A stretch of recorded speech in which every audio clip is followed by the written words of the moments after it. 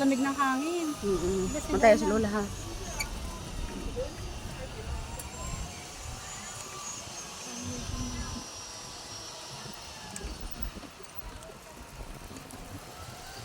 Welcome to Sejan.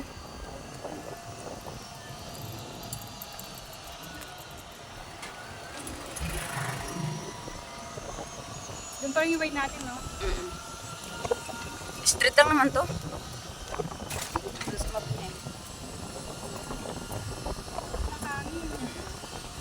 May puno kasi. Kaya masarap ang hangin.